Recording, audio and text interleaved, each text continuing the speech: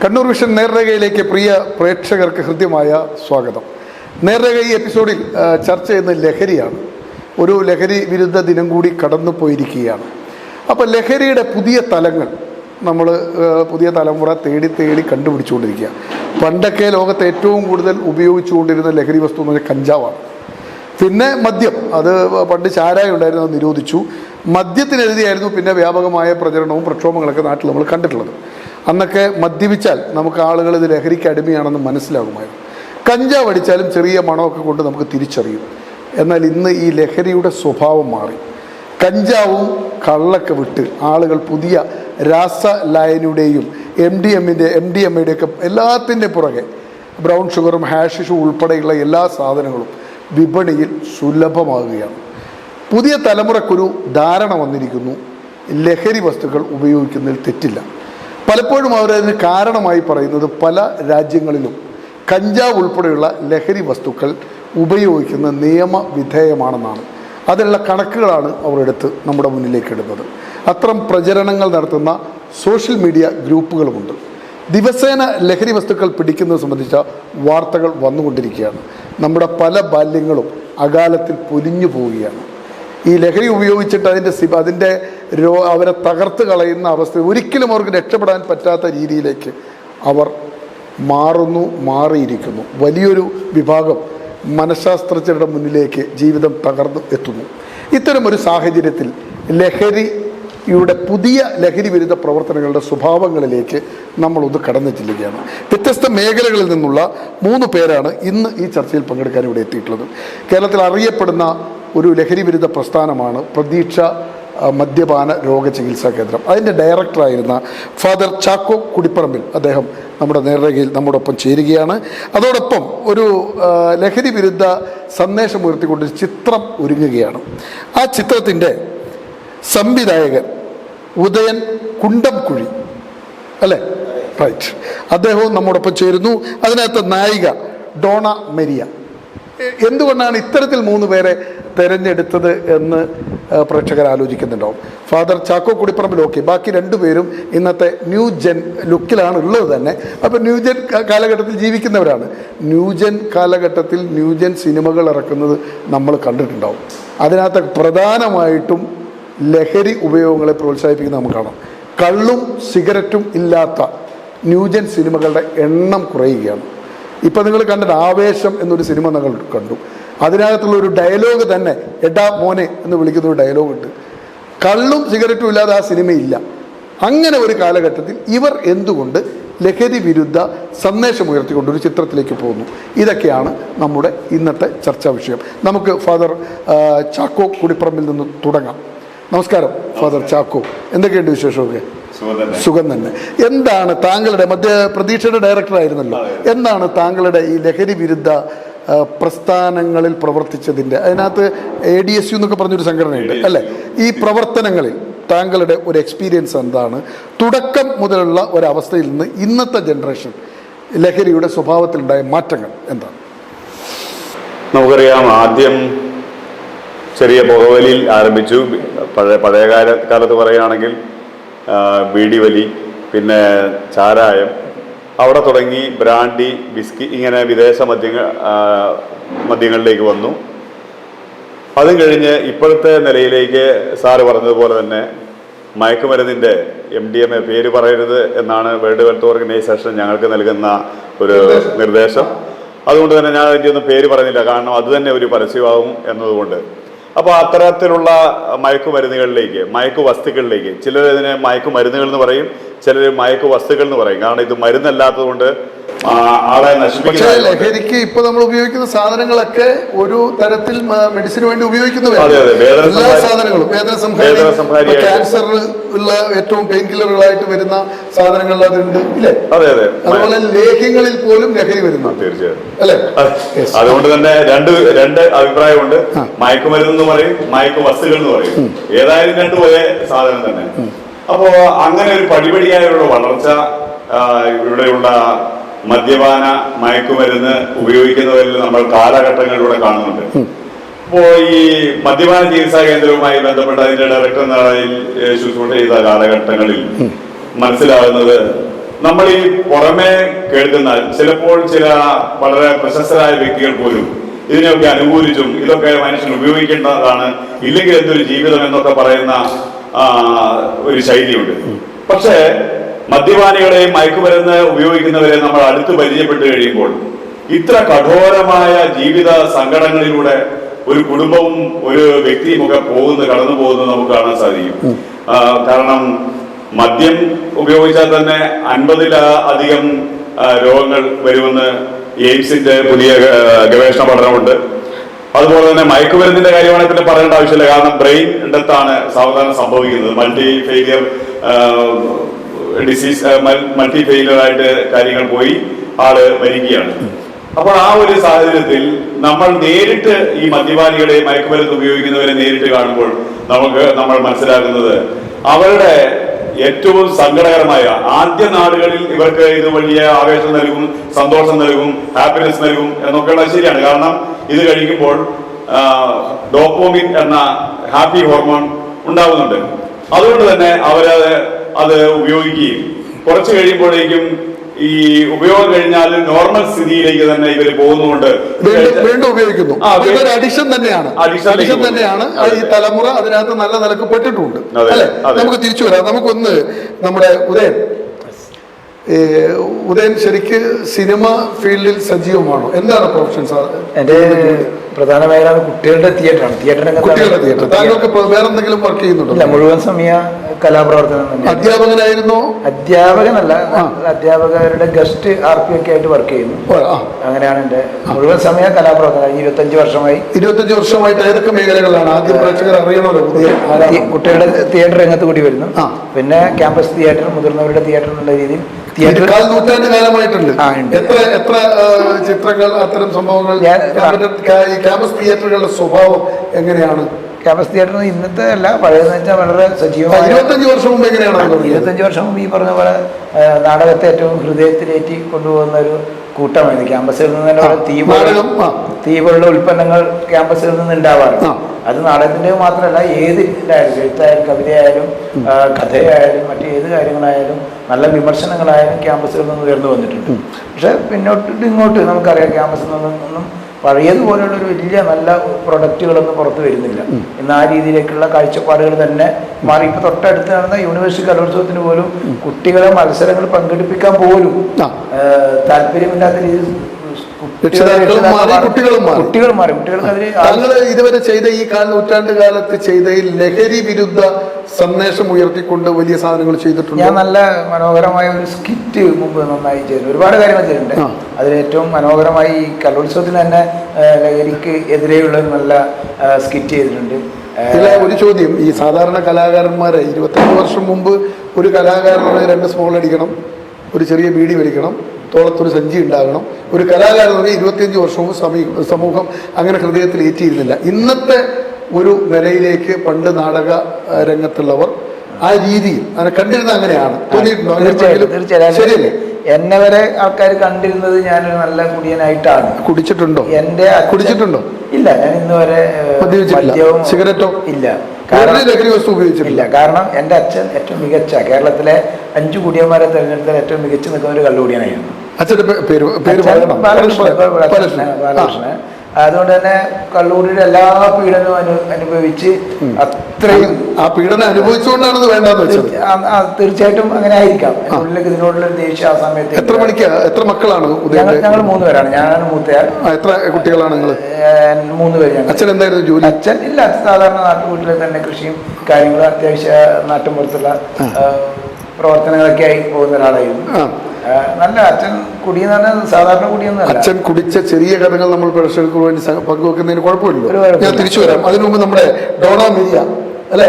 Maria എവിടെയാ? വീട് എവിടെയാ? ബദിയെടുക്ക, അങ്ങ് അറ്റത്താണ് അല്ലേ? എവിടെയാണ് പഠിക്കുന്നത്? ഞാൻ ഇപ്പൊ MBA ജോയിൻ ചെയ്യാൻ വേണ്ടി പോകുന്നു. മംഗലാപുരം. അതുവരെയുള്ള വിദ്യാഭ്യാസം ഏത് സ്ഥാപനങ്ങളിലൊക്കെ ആയിരുന്നു? വിമൽ ജ്യോതിയിലായിരുന്നു. ചെമ്പേരി. പിന്നെ ബിടെക് കമ്പ്യൂട്ടർ സയൻസ് ചെയ്തത്. പിന്നെ സ്കൂളിങ് CRPF പെരിങ്ങോം അവിടെയായിരുന്നു 6th തൊട്ടൊരു 10th വരെ ഉണ്ടായിരുന്നത്. രക്ഷിതാക്കൾ CRPF ഉണ്ടായിരുന്നു, അത് പരിസരവാസി ആയതുകൊണ്ട് അഡ്മിഷൻ കിട്ടിയതാണ്. ഇത് ആദ്യമായിട്ടാണോ ഇങ്ങനെ ഒരു ചിത്രത്തിൽ അഭിനയിക്കുന്നത്? അതെ, എന്റെ ഫസ്റ്റ് ടൈമാണ്. അത് ഈ ലഹരി വിരുദ്ധ ഒരു ചിത്രമാണെന്ന് അറിഞ്ഞുകൊണ്ട് തന്നെ അതിനകത്ത് പങ്കെടുക്കുന്നു. ആരാ ഈ വഴി തുറന്നു തന്നത്? ഞങ്ങളുടെ ഇടവക വികാരിയായ അച്ഛൻ തന്നെയാണ്. പേരെന്താണ് അച്ഛൻ്റെ? ഫാദർ ചാക്കോ കുടിപ്പറമ്പിൽ. അച്ഛൻ തന്നെയാണ്. ഓ, നിങ്ങളെ ഇടവക വികാരി ആയതുകൊണ്ട്.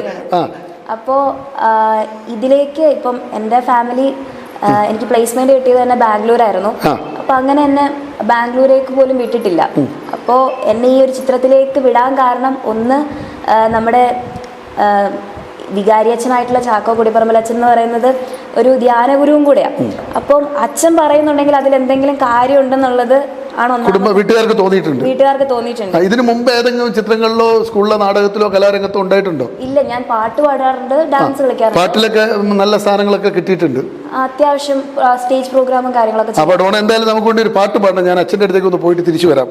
ഫാദർ, ഈ പറഞ്ഞല്ലോ നമ്മൾ ഈ ലഹരി, സന്തോഷം, ഹാപ്പിനെസ് ഈ ജനങ്ങൾക്ക്, ഇപ്പം ഒരു വൈദികനാണ്, ധ്യാനഗുരുവാണ്, മനുഷ്യരെന്തുകൊണ്ട് ഈ ലഹരിയിലേക്ക് കൂടുതൽ അടുക്കുന്നു? ഒന്ന്, കേരളം പൊതുവെ ഏറ്റവും മതങ്ങൾക്ക് സ്വാധീനമുള്ള ഒരു നാടാണ് നമ്മുടെ. ഈ മതങ്ങൾക്ക് അപ്പുറത്തേക്കുള്ള ഒരു സന്തോഷം ലഹരി നൽകുന്നുണ്ട് എന്നതിലേക്ക് കാര്യങ്ങൾ എത്തുന്നു. നല്ലൊരു ശതമാനം ജനങ്ങളും അതിലേക്ക് തിരിയുന്നു. ചെറുപ്പക്കാരാണ് ഇപ്പോൾ ഏറ്റവും കൂടുതൽ ലഹരിക്ക് അടിമപ്പെടുന്നത്. എല്ലാ മതങ്ങളും ശക്തമായ സ്വാധീനമുണ്ട്. ജനങ്ങൾ എന്തായാലും സ്വർഗവും നരകവും ഒരു സങ്കല്പം അവർക്ക് കൊടുത്തുകൊണ്ടാണ് പോയ. ആരും ഇതുവരെ തിരിച്ചു വന്നിട്ടില്ല. എങ്കിലും നമ്മൾ ആ സങ്കല്പത്തിൽ ജീവിക്കുന്ന മനുഷ്യരാണ്. എന്തുകൊണ്ട് ഈ തലമുറ ഇങ്ങനെയാകുന്നു? ഒരു വൈദികൻ എന്ന നിലക്ക് താങ്കളുടെ ജീവിതാനുഭവം വെച്ച് പറയും. ഒന്നാമത്തെ കാര്യം, ഒരു പരിധിവരെ മതങ്ങൾ എന്ന് പറയുമ്പോൾ, മതവിശ്വാസികൾ എന്ന് പറയുമ്പോഴും അതിൽ കുറച്ചധികം പേരെങ്കിലും യഥാർത്ഥ മൂല്യങ്ങളിൽ ജീവിക്കാത്തതുകൊണ്ട് മതവിശ്വാസി ആരാണെന്ന് ചിലപ്പോൾ തെറ്റിദ്ധരിക്കപ്പെടുന്നുണ്ട്, അഥവാ തിരിച്ചറിയാതെ പോകുന്നുണ്ട്. ഇന്ന് യഥാർത്ഥ വിശ്വാസികൾ അടിക്കില്ല, കുടിക്കില്ല, ലഹരി ഉപയോഗിക്കില്ല എന്ന് പറയാൻ പറ്റും. യഥാർത്ഥ വിശ്വാസികൾ എന്ന് പറയുന്നത് അവർക്ക് തീർച്ചയായും സ്നേഹം, അത് അടിസ്ഥാന മൂല്യങ്ങളിൽ അവർ വളർന്നിട്ടുള്ളതായിരിക്കാം. ഇപ്പൊ ഞാനും 10-29 വയസ്സ് വരെ സാധാരണക്കാരനായി ജീവിച്ച് ബസ് കണ്ടക്ടറും പോസ്റ്റ് മാസ്റ്ററും അതുപോലെ തന്നെ സംഘടനാ പ്രവർത്തനങ്ങളൊക്കെ. ആ സമയത്ത് ഞാൻ അടിച്ചിട്ടുണ്ടോ? സ്മോൾ അടിച്ചിട്ടുണ്ടോ? അച്ഛനാകുന്നതിന് മുമ്പ്? ഇല്ല. സുഹൃത്തുക്കൾ ഉണ്ടായിരുന്നോ സ്മോൾ അടിക്കുന്നവര്? തീർച്ചയായിട്ടും മനോനില എങ്ങനെയാണ്? അന്നും ഉണ്ട്, ഇപ്പോഴും ഉണ്ട്. അപ്പൊ അതിനകത്ത് നമ്മൾക്ക് ചില മൂല്യങ്ങൾ മനസ്സിൽ ജീവിതത്തിൽ വരാൻ തുടങ്ങി കഴിഞ്ഞാൽ, മൂല്യബോധത്തിൽ നമ്മൾ ജീവിക്കാൻ തുടങ്ങിയാൽ നമുക്ക് ഇതിലേക്ക് പോകാൻ പറ്റാത്ത വിധം, അല്ലെങ്കിൽ അത് മോശമാണെന്നുള്ള തിരിച്ചറിവ് നമുക്കുള്ളതും ഒക്കെ പല കാരണമായിരിക്കും. അപ്പൊ നല്ല വിശ്വാസിയാണെങ്കിൽ അവന് കൃത്യമായ തിരിച്ചറിവുണ്ടാവും. നല്ല വിശ്വാസിയാണെങ്കിൽ അവൻ അതിൽ തന്നെ ശരിക്കും ഒരു ഹാപ്പിനെസ്സും മൂല്യബോധവും അവന്റെ ജീവിതം നഷ്ടപ്പെടുത്താനുള്ള. ഒറ്റ വാക്കിൽ പറഞ്ഞാൽ നല്ല വിശ്വാസി ഈ ലഹരിക്ക് പുറകെ പോകില്ല. തീർച്ചയായിട്ടും പോകില്ല. അപ്പൊ അവിശ്വാസികളുടെ എണ്ണം കൂടിക്കൊണ്ടിരിക്കുകയാണ്. ആ വിശ്വാസികൾ എന്ന് പറയുന്നതിൽ അവിശ്വാസികളുടെ എണ്ണം കൂടിക്കൊണ്ടിരിക്കുകയാണ്. തിരിച്ചു വരാം. ഉദയൻ, എപ്പോഴാണ് ഈ പിതാവിന്റെ മദ്യപാനം മനസ്സിന് മുറിവേൽപ്പിച്ചത്? ആദ്യ ഒരു അനുഭവം. എന്ന് പറയുന്നത് അച്ഛൻ കണ്ടുപിടിച്ച സിനിമയിലൊക്കെ കാണുന്നത് പോലെയാണ്. വീട്ടിൽ അടിയും പ്രശ്നങ്ങളും കാര്യങ്ങളും നേരം വെളുക്കും വരെ ഉറങ്ങാൻ പറ്റാത്ത അവസ്ഥയിൽ അച്ഛൻ എപ്പോഴാണോ തളർന്ന് കിടക്കുന്നത് അന്നേരം മാത്രം അച്ഛൻ തളർന്നാലേ മകൻ ഉറങ്ങാൻ പറ്റും. ഞങ്ങളെല്ലാവരും ഉറങ്ങാൻ പറ്റും. ഉദയനോട്, എവിടെയാണ് ശരിക്കും വീട്? എവിടെയാണ്? കാസർഗോഡ് ജില്ലയിലെ മലയോര പ്രദേശമായ കുണ്ടംകുഴിയിലാണ്. കുണ്ടംകുഴി സ്ഥലത്തിന്റെ പേര് ബോർഡറാണോ? ബന്ധെടുക്കാന്ന് പറയുന്നതിന്റെ. എവിടെയാ പഠിച്ചതെല്ലാം? ഞാൻ കുണ്ടംകുഴി ഹൈസ്കൂളാണ്. പിന്നെ പ്രീ ഡിഗ്രിയും ഡിഗ്രിയൊക്കെ പഠിച്ചത് പ്രൈവറ്റ് കോളേജിലാണ്. അവിടെ തന്നെ നാട്ടുമ്പുറത്തിൽ. അങ്ങനെ നമുക്ക് പഠിക്കാൻ പറ്റുമെന്നതാണ്. പ്രീ ഡിഗ്രി കഴിഞ്ഞ് 3 വർഷം കൂലിപ്പണിക്കൊക്കെ പോയി. അതിന് ശേഷമാണ് ഞാൻ ഡിഗ്രിക്ക് പഠിക്കാൻ പറ്റുന്നത്. പിന്നീടാണ് തൃശ്ശൂർ കുട്ടികളുടെ തിയേറ്റർ ഗ്രൂപ്പായ രംഗചേതനിലേക്ക് എത്തുന്നത്. നാടകങ്ങളിലൂടെ. എങ്ങനെ ഈ കലാരംഗത്തേക്ക് തിരിയാനുള്ള ഒരു വഴി എങ്ങനെ ഒരുങ്ങുന്നത്? എൻ്റെ അച്ഛൻ കള്ളൂടിയനാണെങ്കിലും നല്ലൊരു നടനായിരുന്നു. നല്ല നടനായിരുന്നു. വർഷത്തിലൊരു നാടകം എന്തായാലും ഞങ്ങളുടെ നാട്ടിൻപുറത്തുള്ള വായനശാല ക്ലബ്ബുകളൊക്കെ അവതരിപ്പിക്കുന്നതിൽ അച്ഛൻ്റെ ഒരു നിർണായകമായ കഥാപാത്രമായിട്ടുണ്ടാവും. അപ്പോൾ അതുകൊണ്ട് ഇത് കണ്ട് പരിചയം ഉണ്ടാവാം. പിന്നെ അതിനുശേഷം ഞാൻ കാസർഗോഡ് വെച്ച് നടക്കുന്ന ഒരു കുട്ടികളുടെ തിയേറ്റർ ക്യാമ്പ് വണ്ടേഴ്സായിട്ട് പോകുന്നു. അതിൻ്റെ തൊട്ടടുത്തുള്ള കേരളത്തെ ഏറ്റവും ഫേമസായ ചിത്രകാരൻ ഭാര ഭാസ്കരനൊക്കെയാണ് ആ ക്യാമ്പിൻ്റെ ചുക്കാൻ പിടിച്ചത്. അവരുടെ തൊട്ടടുത്താണ് അവരുടെ വീട്. അപ്പോൾ ഈ കുട്ടികൾക്ക് ഭക്ഷണമൊക്കെ വിളമ്പി കൊടുക്കാൻ ഒരു വളണ്ടിയറെ വേണം. അപ്പോൾ എന്നോട് ചോദിച്ചപ്പോൾ ഞാൻ പണിക്കൊക്കെ പോകുന്ന സമയമാണ്, ഞാനില്ലയെന്ന് പറഞ്ഞു. അപ്പോൾ എന്നോട് പറഞ്ഞു എത്ര കൂലി കിട്ടുമെന്ന് ചോദിച്ചു. ഞാൻ 15 രൂപ കിട്ടും സാർ, എനിക്ക് 20 രൂപ എനിക്ക് കൂലിയായി ഞാൻ അവിടെ 5 ദിവസത്തേക്ക് വാങ്ങിത്തരാം. അങ്ങനെയാണ് ഞാൻ ക്യാമ്പിലേക്ക് എത്തുന്നത്. ആ ക്യാമ്പിലെത്തി കുട്ടികളുടെ കാര്യങ്ങൾക്ക് നമ്മുടെ പണി കഴിഞ്ഞു. ഞാൻ വളരെ ചെറുതാണ് ഇതാണ്. അപ്പോൾ ഞാൻ മാഷിനോട് ചോദിച്ചു, മാഷെ ഞാനും കൂടി കൂടിക്കോട്ടെ ചോദിച്ചു. കൂടി അങ്ങനെ 5 ദിവസത്തെ ക്യാമ്പിന് ഞാൻ ഏറ്റവും പ്രധാന ഒരു കഥാപാത്രമായി. ക്യാമ്പ് കഴിയുമ്പോൾ ഏറ്റവും മികച്ച ക്യാമ്പ് അംഗമായി എന്നെ സെലക്ട് ചെയ്യും. അതോടുകൂടി എൻ്റെ തലയിൽ ഒരു ചെറിയ ഒരു കലാകാരൻ. സ്കൂൾ കാലഘട്ടത്തിൽ എന്തെങ്കിലും ആക്ടിവിറ്റീസിൽ ഉണ്ടായിരുന്നു? സ്കൂൾ കാലഘട്ടത്തിൽ ഒന്നും ഉണ്ടായില്ല. ഈ അച്ഛൻ്റെ നല്ല കള്ളുകുടിയനാണെങ്കിലും അച്ഛൻ നല്ലൊരു കലാകാരനായിരുന്നു. അച്ഛൻ്റെ കഥാപാത്രങ്ങൾ എങ്ങനെയുള്ള കഥാപാത്രങ്ങളായിരുന്നു? അച്ഛൻ ഒരുപാട് നല്ല മൂപ്പനായിട്ട് കാട്ടുപൂപ്പനൊക്കെ അവതരിപ്പിച്ചത് ഓർമ്മയിലുണ്ട്. പിന്നെ അതല്ലാണ്ട് നല്ല സഹൃദയനായ മനുഷ്യനായിട്ട് അവതരിപ്പിച്ച വേഷങ്ങളൊക്കെ ഓർമ്മയുണ്ട്. അങ്ങനെ നല്ല പിന്നെ കാലക്രമേണ അച്ഛൻ ഈ പറഞ്ഞ പോലെ എൻ്റെ ഇടപെടൽ കൊണ്ട് തന്നെ അച്ഛൻ്റെ നല്ല രീതിയിൽ കള്ളുകൂടിയൊക്കെ മാറി. അച്ഛനും ഞാനും ഏറ്റവും അടുത്ത സുഹൃത്തുക്കൾ എന്നുള്ള രീതിയിലേക്കുള്ള കള്ളുകൂടി മാറിയതിനു ശേഷമാണോ അച്ഛനായിട്ടൊരു ആത്മബന്ധം കൂടുതൽ ദൃഢമായത്? തീർച്ചയായിട്ടും നമുക്ക് തിരിച്ചു വരാം. ശ്രീ ചാക്കോ കുടിപ്പറമ്പിൽ പ്രതീക്ഷയുടെ ഡയറക്ടർ സ്ഥാനത്തിരുന്നു. ഏതാണ്ട് മലബാറിലെ വള്ളുവപ്പള്ളി ബിഷപ്പ് തുടങ്ങുന്നു. ഫാദർ തോമസ് തൈത്തോട്ടം ആദ്യ ഡയറക്ടറായിട്ട് വരുന്നു. അരനൂറ്റാണ്ടായിട്ടുണ്ട് അല്ലേ? 87 തുടങ്ങുന്നത്. അപ്പോൾ 40 വർഷം പിന്നിടുകയാണ്. പ്രതീക്ഷയുടെ അനുഭവം, അതിനകത്ത് എത്ര പേര് ഇതുവരെ ലഹരി മുക്തി നേടിയിട്ടുണ്ടാവും പ്രതീക്ഷയിൽ നിന്ന്? അതിനു മുമ്പ് ഞാൻ സാറിനോട് ചോദിച്ചൊരു ചോദ്യം, വിശ്വാസികൾ മദ്യപിക്കുകയോ എന്ന് വെച്ചാൽ ഈ വിശ്വാസത്തെ തൊടുമ്പോൾ ഒരു പ്രശ്നം, അത് ക്ലിയർ ചെയ്ത് ഒരു വൈദികരെന്ന നിലക്ക് വിശ്വാസത്തിൽ തൊടുമ്പോൾ അത് ക്ലിയർ ചെയ്ത് പോകണം അല്ലേ? കാരണം എന്ന് വെച്ചാൽ സ്വന്തം ഒരു ജീവിതം നശിപ്പിക്കുന്നയാൾ, മദ്യപിക്കുകയോ മയക്കുമരുന്ന് ഉപയോഗിക്കുന്ന ഒരാൾക്ക് അയാളുടെ ഒരു സാധ്യതകളും ഒരു കഴിവുകളും വർദ്ധിക്കുന്നില്ലെന്ന് മാത്രമല്ല, അത് വളരെ പെട്ടെന്ന് തന്നെ നശിക്കുകയും ചെയ്യും. നല്ലൊരു കള്ളുകൂടിയാണ്, പക്ഷെ നല്ലൊരു നടനാണ് ഇദ്ദേഹം. നല്ല ഒരു ഗംഭീര ബാലേന്ദ്രൻ ചുള്ളിക്കാട് നന്നായി കള്ളു കുടിക്കായിരുന്നു. ഏറ്റവും നല്ല കവിതകൾ. പക്ഷെ അയ്യപ്പൻ നല്ല മദ്യപാനിയാണ്. അദ്ദേഹവും നല്ല കവിതകൾ നമുക്ക് സമ്മാനിച്ചത് ഒരു കാലഘട്ടത്തിൽ. പക്ഷെ ഇന്ന് അവരെയൊന്നും കാര്യം ഏറ്റവും അത് കള്ളുകൂടി, മദ്യപാനം, ലഹരി ഉപയോഗം ശരിയാണെന്ന നിലക്കല്ല ഞാൻ പറയുന്നത്. കേരളത്തിന് ഏറ്റവും നല്ല കവിതകൾ സമ്മാനിച്ച ബാലചന്ദ്രൻ ചുള്ളിക്കാടും കവി അയ്യപ്പനുമൊക്കെ നല്ലോണം കള്ളു കുടിക്കുമ്പോൾ ഏറ്റവും നന്നായിട്ട് അവരുടെ സാധ്യത. പക്ഷേ അതിനപ്പുറം കള്ളു കുടിക്കാതെ എഴുതിയ ഞാൻ പറഞ്ഞ മാധവൻ പുറച്ചേരി ഉൾപ്പെടെയുള്ള നല്ല കലാകാരന്മാർ വേറെയില്ല. ഞാൻ പറയുമ്പോൾ വൈദ്യശാസ്ത്രത്തിന്റെ പിൻബലത്തോടെ മാത്രമേ എനിക്ക് പറയാൻ പറ്റുള്ളൂ. 1956 അമേരിക്കൻ സൈക്യാട്രി അസോസിയേഷൻ അവരുടെ ഗവേഷണ ഫലം തെളിയിച്ചിരിക്കുന്നത് മദ്യം വിഷമാണെന്നും അത് രോഗമാണെന്നും മാത്രമല്ല, ആ ഗവേഷണ പ്രബന്ധം വേൾഡ് ഹെൽത്ത് ഓർഗനൈസേഷൻ സമർപ്പിച്ചു. ഈ ആരോഗ്യത്തെ സംബന്ധിച്ച് അവസാന വാക്കായ വേൾഡ് ഹെൽത്ത് ഓർഗനൈസേഷൻ പറയുന്നത് അത് രോഗമാണെന്ന് അവർ അംഗീകരിക്കുകയും ഇത് രോഗമായതിനാൽ ലോകത്ത് ഏത് മദ്യപാന വ്യക്തികളുണ്ടെങ്കിലും അവരെ മദ്യപാന രോഗികളെന്ന് വിളിക്കണമെന്നും ആണ് ഞങ്ങളോട് പറയാറുള്ളത്. പുതിയ കാലഘട്ടത്തിൽ കാർഡിയോളജിസ്റ്റുകൾ സ്വകാര്യം ഹൃദ്രോഗികൾ പറയുന്നുണ്ട്, നിങ്ങളൊരു 2 പെഗ് രാത്രി അടിക്കണം. അത് വളരെ വളരെ കൃത്യമായിട്ടുള്ള ഡയറക്ഷനാണ്. സ്വകാര്യമായിട്ട് പറഞ്ഞു കൊടുക്കുക, ഒരു 2 രാത്രി അടിച്ചു. അത് സ്വകാര്യമായിട്ട് അവര് ശരിയായ രീതിയിലാണ് സ്വകാര്യമായി പറയേണ്ട ആവശ്യമില്ല. അപ്പൊ അതിന് നിങ്ങൾ ഈ വേൾഡ് ഹെൽത്ത് ഓർഗനൈസേഷനെ മറികടക്കാൻ ഡോക്ടർമാർക്ക് കഴിയില്ല. അവർക്ക് അതിന് ചില പരിമിതികളുണ്ട്. പക്ഷെ സ്വകാര്യമായിട്ടാണെങ്കിലും അവർ അങ്ങനെ നിർദ്ദേശിക്കുന്നു, അത് മനസ്സിലാകുന്നില്ല. പക്ഷെ ശരിയായ ഒരു സൈക്യാട്രി വിഭാഗത്തിൽ, ഉദാഹരണം ഞാൻ ബയോകെമിസ്ട്രി പഠിക്കുന്ന ആ പാഠ്യവിഷയത്തിൽ തന്നെ ഈ അസറ്റാൽഡിഹൈഡ് എന്ന കൊടുംവിഷം എന്നാണ് അവർ പറയുന്നത്. അസറ്റാൽഡിഹൈഡ് എന്നുള്ള കൊടുംവിഷമാണ് മദ്യത്തിലുള്ളത്. അത് തലച്ചോറിൽ അത് സ്റ്റോർ ചെയ്യപ്പെടുന്നുണ്ട്. അതിന്റെ ചെറിയൊരംശം ഓരോ പ്രാവശ്യം മദ്യപിക്കുമ്പോൾ അത് ഒരു മനുഷ്യന്റെ ആയുഷ്കാലത്തിൽ അത് നശിക്കുന്നില്ല പൂർണ്ണമായും എന്നൊക്കെ പറയുകയും മാത്രമല്ല, സൈക്യാട്രിയിൽ വളരെ അവഗാഹമുള്ള ഒരു വൈദ്യശാസ്ത്ര വിഭാഗത്തിലുള്ള ആളും ഇതിനെ പ്രൊമോട്ട് ചെയ്യില്ല. തിരിച്ചു വരാം. ഡോണ, എപ്പോഴെങ്കിലും ഈ ലഹരിയുടെ ഉപയോഗം ഡോണയുടെ മനസ്സിൽ നൊമ്പരം സൃഷ്ടിച്ചിട്ടുണ്ടോ? അങ്ങനെ ഒരു നൊമ്പരമായിട്ട് എൻ്റെ മൈൻഡിലേക്ക് വന്നിട്ടില്ല. പക്ഷേ ഞാൻ പലപ്പോഴും കോളേജുകളിൽ പഠിക്കുന്ന സമയത്ത് എൻ്റെ തന്നെ സഹപാഠികൾ ഈ എന്താ പറയുക എക്സൈസ് ഡിപ്പാർട്ട്മെൻറ്റൊക്കെ പിടിച്ച് ഹോസ്റ്റലിൽ നിന്നൊക്കെ പുറത്താക്കുന്ന സിറ്റുവേഷൻ ഞാൻ കണ്ടിട്ടുണ്ട്. അത് കോളേജ് എന്ന് പറയുന്നത് ക്രിസ്ത്യൻ മാനേജ്മെൻറ്റ് ആയതുകൊണ്ട് തന്നെ നല്ല സ്ട്രിക്റ്റ് ആണ്. അത്രയും സ്ട്രിക്റ്റായ കോളേജ് കോളേജിലും അതുപോലെ തന്നെ ക്യാമ്പസിൽ ഇപ്പം ഫോൺ ഉപയോഗം പോലും പെർമിറ്റഡ് അല്ല നമുക്ക്. അരമണിക്കൂറൊക്കെ ഫോൺ. ജെയിംസ് ചെല്ലങ്കോട്ടല്ലേ ഇപ്പോൾ അതിന്റെ മാനേജർ അല്ലേ? അതെ.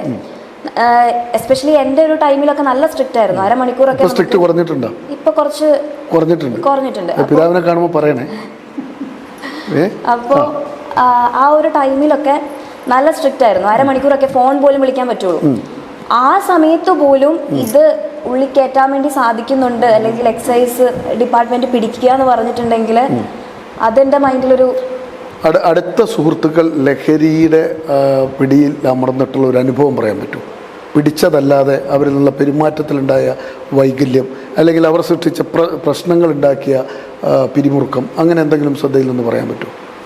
അങ്ങനെ എൻ്റെ മൈൻഡിൽ ഒന്നുമില്ല. സുഹൃത്തുക്കളൊക്കെ നല്ല സുഹൃത്തുക്കളായിരുന്നു? അതെ. ഞാൻ വിശ്വസിക്കുന്ന ഒരു കാര്യം എന്ന് പറഞ്ഞാൽ നമ്മളെ ഇൻഫ്ലുവൻസ് ചെയ്യുന്ന ഏറ്റവും വലിയൊരു കാര്യം എന്ന് പറഞ്ഞാൽ പിയർ പ്രഷറാണ്. നമ്മുടെ ഫ്രണ്ട്സാണ്. നമ്മൾ ചൂസ് ചെയ്യുമ്പം അവർ എന്താ പറയുക, നമുക്ക് പറ്റിയ ഫ്രണ്ട്സ് ആണോ എന്ന് നോക്കിയിട്ട് ചൂസ് ചെയ്യാൻ പാടുള്ളൂ. പലയിടത്തും പല ആൾക്കാരും ഈ മദ്യത്തിലേക്കും മയക്കുമരുന്നിലേക്കൊക്കെ ചാടിപ്പോകാനുള്ള മെയിൻ കാരണം അവർക്ക് നോ പറയാൻ അറിയത്തില്ല എന്നുള്ളതാണ്. ലൈഫിൽ ഏറ്റവും കൂടുതൽ നമ്മൾ പഠിക്കേണ്ട ഒരു കാര്യം നോ പറയാന്നുള്ളതാണ്. നമുക്ക് വേണ്ടാന്ന് ഉള്ള കാര്യം മറ്റുള്ളവരെ പ്രീതിപ്പെടുത്താൻ വേണ്ടിയിട്ട്, അല്ലെങ്കിൽ മറ്റുള്ളവർ എന്ത് വിചാരിക്കും, അവൻ എൻ്റെ സുഹൃത്ത് ബന്ധം. ഞാനിപ്പം അവൻ എന്നെ ഇപ്പം എന്താ പറയുക, നമ്മുടെ ഡയറക്ടർ സാറിനെ പറ്റി പറയാൻ തന്നെയാണെങ്കിൽ, ഒരു ഡയറക്ടറാണ്. ഒരു ഡയറക്ഷനൊക്കെ കഴിഞ്ഞിറങ്ങുമ്പം എന്താ പറയുക, ഒരു പരിപാടി കഴിഞ്ഞിറങ്ങുമ്പം ബാടാ നമുക്കൊന്ന് കൂടാം എന്ന് പറയുമ്പം അയ്യോ പറ്റില്ലെന്ന് പറഞ്ഞു കഴിയുമ്പോഴത്തേക്കും അവിടെയുള്ള സംഘാടകർ എന്ത് വിചാരിക്കും, എനിക്ക് അഹങ്കാരം, എനിക്ക് ജാട എന്ന് വിചാരിച്ച് പോവാൻ വേണമെങ്കിൽ ചോദിക്കാല്ലേ. അങ്ങനെ വിളിച്ചിട്ടുണ്ടോ ഉദയനെ ആരെങ്കിലും ഒക്കെ? എങ്ങനെയാ അതിൽ നിന്ന് ഊരി പോരുക? വെള്ളടിക്കുന്ന ആളല്ല. ഞാൻ ഗൾഫിലൊരു പ്രോഗ്രാം പോയി. ഒരു വെള്ളിയാഴ്ച ദിവസം ഒരു ടീം എന്നെ വിരുന്നിന് വിളിച്ചു. ഞാൻ എന്നെ കൊണ്ടുപോയി സംഘടകർ അവരുടെ കൂടെ പറഞ്ഞു വിട്ടു. ഞാൻ പോയി നോക്കുമ്പോൾ റൂം നിറയെ ഗംഭീര പാർട്ടി സെറ്റപ്പിലാണ്. പക്ഷെ ഞാൻ അവിടെ എത്തിയപ്പോൾ ഞാൻ വെള്ളടിക്കുന്നില്ല എന്ന് പറയുമ്പോൾ അവരൊക്കെ ആകെ ഗംഭീര 10-20 പേര് കൂടി ചേർന്നുള്ള ആഘോഷമായിരുന്നു. ആഘോഷിക്കാൻ നിൽക്കുകയായിരുന്നു. ഞാൻ വെള്ളടിക്കുന്നില്ലെന്ന് കണ്ടോടി അവരാകെ പോയി. പക്ഷെ അവരന്ന് ഞാൻ വെള്ളടിക്കുന്നു, ഞാൻ പറഞ്ഞു കുഴപ്പമില്ല നിങ്ങൾ അടിച്ചോ, കുഴപ്പമില്ല. പക്ഷെ അവരന്ന് ഞാൻ അടിക്കാത്തതുകൊണ്ട് അവരും അടിച്ചില്ല. അവരുടെ സന്തോഷം മുഴുവൻ കെടുത്തി കളഞ്ഞു. അങ്ങനെ ഞാൻ വെള്ളടിക്കാത്തവനായതുകൊണ്ട് തന്നെ പല നല്ല അവസരങ്ങളൊക്കെ. ഏതാണ് പ്രധാനപ്പെട്ട നഷ്ടപ്പെട്ട ഒരു അവസരം പറയാൻ പറ്റും? അങ്ങനെ എടുത്തു പറയാൻ അങ്ങനെ ഒരുപാട്. ഞാൻ അങ്ങനെ വെള്ളടി കൂടാത്ത ആളായതുകൊണ്ട് പല മേഖലയിൽ നിന്ന് എനിക്ക് അതിനുള്ള രീതിയിലേക്കുള്ള ചില അവഗണനകളൊക്കെ കിട്ടി. നമുക്ക് ഏറ്റവും നല്ല കലാകാരനായിരുന്നു ഗിരീഷ് പുത്തഞ്ചേരി. അദ്ദേഹത്തെ നമുക്ക് നഷ്ടപ്പെട്ടത് മദ്യം കൊണ്ട് തന്നെ. അതെ, തീർച്ചയായിട്ടും. എത്ര നല്ല വേദികളിൽ നമ്മൾ കണ്ടുമുട്ടുകയൊക്കെ ചെയ്തിട്ടുള്ള, എനിക്ക് നല്ല ആത്മബന്ധമുള്ള ഒരാളായിരുന്നു. അപ്പോൾ ആ ഒരു ഇത്തരം എക്സ്പീരിയൻസ് ആണ് അങ്ങോട്ട് പോകാൻ തടസ്സമായി നിന്നത് അല്ലേ? പിതാവെന്ന തീർച്ചയായും എനിക്കതൊരു ലഹരിയായിട്ട് തോന്നിയിട്ടില്ല. ഞാൻ ഏറ്റവും കൂടുതൽ നാടകത്തെ അതാണ് എൻ്റെ ലഹരി, നാടകം. അതുപോലെ അതിനുശേഷം ഞാൻ നാടൻ പാട്ടിലേക്ക്, ഫോക്കുമായി ബന്ധപ്പെട്ട നാടൻ പാട്ട് പാടും. നാടൻ പാട്ടുകൾ പാടും. നാടൻ പാട്ട് നല്ലൊരു കളക്ഷൻ, നല്ലൊരു 4 വരി പാടാൻ പറ്റും. ആയിക്കോട്ടെ, കിടക്കട്ടെ. കാസർഗോഡിന്റെ തന്നെ ഒരു വളരെ മനോഹരമായ സ്ലാങ്ങിൽ തന്നെ വന്നോട്ടെ. പന്തല് കൂടി കളിപ്പാമ്പ കുഞ്ഞുമണ പാട്ടിപ്പൊണ്ണെ, ഈ പന്തല് കൂടി കളിപ്പാമ്പ കുഞ്ഞുമണ പാട്ടിപ്പൊണ്ണെ, പന്തല് കൂടി കളിപ്പാമ്പ കുഞ്ഞുമണ പാട്ടിപ്പൊണ്ണെ, ഈ പന്തല് കൂടി കളിപ്പാമ്പ കുഞ്ഞുമണ പാട്ടിപ്പൊണ്ണെ, പന്തല് കൂടി കളിക്കുവാനെ കുടുക്കുവടു തുണിയില്ലേ, ഈ പന്തല് കൂടി കളിക്കുവാനെ കുടുക്കുവടു തുണിയില്ലേ, ടുക്കുവടു തുണിയില്ലെങ്കിൽ പെണ്ണ കടം വായ്പേ തരുവേ, ഈ ടുക്കുവടു തുണിയില്ലെങ്കിൽ പെണ്ണ കടം വായ്പേ തരുവേ, എന്നാലും വാ പെണ്ണെ പന്തല് കൂടി കളിപ്പാ, എന്നാലും വാ പെണ്ണെ പന്തല് കൂടി കളിപ്പാൻ. ഉടുക്കാൻ തുണിയില്ല, മറക്കാൻ ചേരയില്ല, കമ്മലില്ല, പാദസരവും ഒന്നുമില്ല, അണിയാനും പോലുമില്ല. അതുകൊണ്ട് ഞാൻ പന്തലിൽ കൂട്ടത്തിൽ കളിക്കാൻ വരുന്നില്ല എന്ന് പറയുമ്പോൾ കൂടെയുള്ള കൂട്ടാളികൾ പറയുന്നത് മകളെ അതൊന്നും വേണ്ട, നല്ല മനസ്സുണ്ടായാൽ മതി, നമുക്ക് ചേർന്ന് പോകാമെന്ന് പറയുന്നത് നല്ലൊരു സന്ദേശമാണ് കൊടുത്തത്. എല്ലാ പാട്ടുകളും അങ്ങനെ തന്നെ, എല്ലാ നാട്ടുപാട്ടുകളും അപ്പൊ നാടൻ പാട്ട്, പിന്നെ നാടകം, കുഞ്ഞു കുഞ്ഞു സിനിമകൾ, നാടകം, സിനിമ, നാടൻ പാട്ട്, നാടകം, സിനിമ, നാടൻ പാട്ട്. നമുക്ക് ഫാദർ ചാക്കോ കുടിപ്പറമ്പിൽ, എൻ്റെ ചോദ്യത്തിന് ഉത്തരം കിട്ടിയില്ല. പ്രതീക്ഷയിൽ ഇതുവരെ ചികിത്സ തേടിയവർ എത്ര പേർ പൂർണ്ണമായിട്ടും രക്ഷപ്പെട്ടു, എത്ര പേർ തിരിച്ചുപോയി? അവിടുത്തെ രജിസ്റ്ററിലെ കണക്ക് പ്രകാരം 10,000-ത്തിലധികം പേരാണ് ചികിത്സ തേടിയത്. 100-ൽ 30 മുതൽ 45% വരെയാണ് ആദ്യത്തെ നാളുകളിൽ എന്ന് പറഞ്ഞാൽ ചികിത്സ കഴിഞ്ഞിറങ്ങിയ ഒരു 3 വർഷമൊക്കെ മദ്യപിക്കാതെ വീണ്ടും പഴയ ജീവിതശൈലിയിലേക്ക് പോകാതിരിക്കുന്നതായിട്ടുള്ള കണക്കുകൾ ഉള്ളത്. നിശ്ചയമായും 25 വർഷത്തിലധികം ആയ സ്ഥാപനത്തിൽ അത്രയും വർഷം തന്നെ ആയ എന്ന് പറഞ്ഞാൽ ആദ്യം ചികിത്സയ്ക്ക് വന്ന രോഗികളടക്കമുള്ളവർ മദ്യപിക്കാതെ ഇന്ന് സമൂഹത്തിൽ വളരെയധികം രാജഗിരി പോലുള്ള സ്ഥലങ്ങളിൽ വളരെയധികം പ്രേക്ഷിത ഈ മദ്യപാന ചികിത്സയ്ക്ക് ആൾക്കാരെ കൊണ്ടുപോരുന്ന രീതിയിൽ ശുശ്രൂഷ ചെയ്യുന്നവരും ജീവിക്കുന്നവരും ഉണ്ട് എന്നുള്ളത് വാസ്തവമാണ്. ഈ ചികിത്സയിൽ എന്തുകൊണ്ടാണ് ഇങ്ങനെ കുറവ് വരുന്നതെന്ന് ചോദിച്ചാൽ 2 തരത്തിലുള്ള രോഗികളാണ് ഉള്ളത് ചികിത്സയ്ക്ക് വരുന്നത്. ഒന്ന് പ്രോബ്ലം ഓറിയന്റഡ് ആയിട്ടുള്ള രോഗികളും, 2 അഡിക്ഷൻ ഓറിയന്റഡ് ആയിട്ടുള്ള രോഗികളും. പ്രോബ്ലം ഓറിയന്റഡ് ആയിട്ടുള്ള രോഗികളാണ് വരുന്നതെങ്കിൽ അവർക്ക് ഭക്ഷണം കഴിക്കാൻ പറ്റുന്നില്ല, ഉറക്കക്കുറവുണ്ട്, വിഷാദ രോഗം വന്നു, അതുപോലെ തന്നെ സാമ്പത്തിക ബാധ്യത മൂലം നാട്ടിൽ നിന്ന് മാറി നിൽക്കണം. ഇങ്ങനെയുള്ള പല പ്രശ്നങ്ങൾ കാരണം തൽക്കാലത്തേക്ക് രക്ഷപ്പെടാൻ വേണ്ടി, അല്ലെങ്കിൽ വീട്ടിൽ ഭാര്യ ഇനി ഒരുമിച്ച് ജീവിക്കാൻ പോകുന്നില്ല, വേർപെടാൻ പോവുകയാണ്, അങ്ങനെയുള്ള പ്രതിസന്ധികൾ വരുമ്പോൾ അവർ ചികിത്സയ്ക്ക് വരുന്നു, വെറും ഒരു കണ്ണിൽ പൊടിയിടാൻ വേണ്ടി.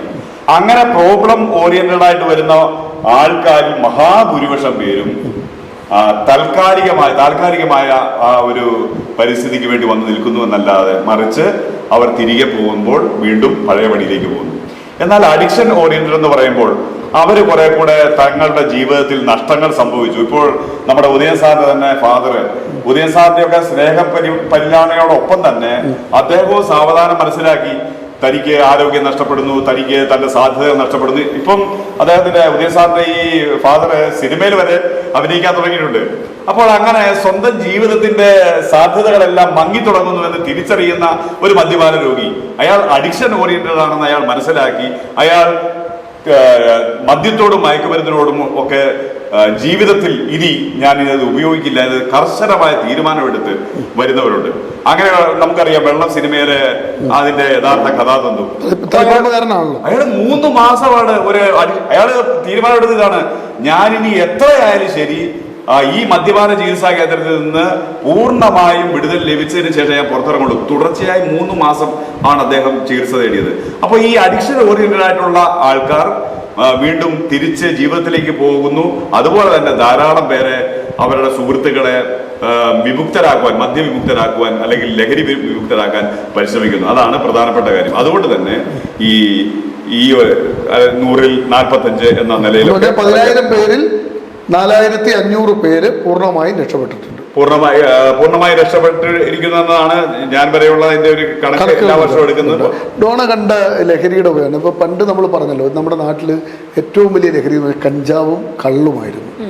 ഇന്ന് ചെറുപ്പക്കാരും കള്ളു കുടിക്കുന്നവരുടെ എണ്ണം വളരെ കുറഞ്ഞു. അപ്പോൾ ഡോണയുടെയൊക്കെ ഈ ജനറേഷനിൽ നിങ്ങളുടെ ക്യാമ്പസുകളിലൊക്കെ വരുന്ന ലഹരിയുടെ സ്വഭാവം എങ്ങനെയാണ്? ഈ കഴിച്ച് പല കോളേജുകളിലും പഠിച്ചു, സ്കൂളിലൊക്കെ പഠിച്ചു വന്നല്ലോ. അപ്പോൾ എങ്ങനെയുള്ള സാധനങ്ങളൊക്കെയാണ് ശ്രദ്ധയിൽപ്പെട്ടിട്ടുള്ളത്? എനിക്കതിനെപ്പറ്റി കാര്യമായിട്ട് അറിയില്ല. ഞാൻ പറഞ്ഞല്ലോ, ഞാൻ എൻ്റെ ഫ്രണ്ട്സിനെ ചൂസ് ചെയ്യുമ്പോൾ വളരെ സെലക്റ്റീവായിട്ട് മാത്രമേ. ഇതുവരെ ലഹരി ഉപയോഗിക്കുന്ന ഒരു ഫ്രണ്ട് ഉണ്ടായിട്ടില്ല ജീവിതത്തിൽ? ഇല്ല, ഞാൻ സത്യസന്ധമായിട്ട് പറയുന്നത്. എൻ്റെ കൂട്ടത്തിൽ ആരും, എൻ്റെ കൂട്ടുകാരിൽ ആരും തന്നെ ലഹരി ഉപയോഗിക്കുന്നവരില്ല. പിന്നെ എന്താ പറയുക, പലപ്പോഴും ഞാൻ കേട്ടിട്ടുണ്ട് ക്യാമ്പസുകളിലൊക്കെ ഇപ്പോൾ നമുക്ക് വിശ്വസിച്ചൊരു ചോക്ലേറ്റ് പോലും വാങ്ങിക്കാൻ വേണ്ടിയിട്ട് ആരുടെയും കയ്യിൽ നിന്ന് വാങ്ങിക്കാൻ പറ്റില്ല. ചിലപ്പോൾ അതിലും കൂടെ ലഹരി ഉണ്ടാവും. നമുക്ക് പറയാൻ പറ്റില്ല എന്താ ഏത് വഴി കൂടെ ചതി വരുന്നതെന്നുള്ളത്. അപ്പം എൻ്റെ മൈൻഡിൽ ഞാൻ എപ്പോഴും കീപ്പ് ചെയ്യുന്ന ഒരു ബൈബിൾ കോട്ടുണ്ട്, നിങ്ങൾ പ്രാവുകളെ പോലെ നിഷ്കളങ്കരും സർപ്പങ്ങളെ പോലെ വിവേകികളുമായിരിക്കും. അപ്പോൾ വളരെ അലേർട്ടായിട്ട് നടന്നു കഴിഞ്ഞാൽ നമുക്ക് ചുറ്റും ചതിക്കുഴികളുണ്ട്. അപ്പോൾ നമ്മൾ എന്താ പറയുക, വളരെ അലേർട്ടായിട്ട് നടക്കാനും. അതുപോലെ ഞാൻ നേരത്തെ പറഞ്ഞ കാര്യം തന്നെ എനിക്ക് വീണ്ടും എടുത്ത് പറയാനുള്ളത്, നോ പറയേണ്ടടുത്ത് സ്ട്രിക്റ്റ് ആയിട്ട് നമ്മൾ ബന്ധങ്ങളും കാര്യങ്ങളും നോക്കാതെ നോ പറയുകയും ചെയ്തു കഴിഞ്ഞാൽ നമുക്ക് അങ്ങനെ ഒരു സിറ്റുവേഷൻ ഫേസ് ചെയ്യേണ്ട പോലും വരത്തില്ല, നമുക്ക് അതിജീവിക്കാൻ പറ്റും അതിന്, അല്ലേ? ഉദയൻ, ഈ താങ്കളെ തേടിയെത്തിയിട്ടുള്ള പുരസ്കാരങ്ങൾ എന്തൊക്കെയാണ്? ഒന്ന് അതിൻ്റെ ഇടക്ക് ഒന്ന് അറിയാം. ഫോക്ലോർ അക്കാദമിയുടെ മികച്ച യുവ പ്രതിഭാ പുരസ്കാരം കിട്ടിയിട്ടുണ്ട്. അതിന് ഫോക്ലോർ അക്കാദമിയുടെ തന്നെ മികച്ച നാടൻകലാ ഡോക്യുമെൻ്ററിക്കുള്ള അവാർഡുകൾ ലഭിച്ചിട്ടുണ്ട്. കേരള സാംസ്കാരിക വകുപ്പിൻ്റെ വജ്രജൂബിലി ഫെലോഷിപ്പ് കിട്ടിയിട്ടുണ്ട്.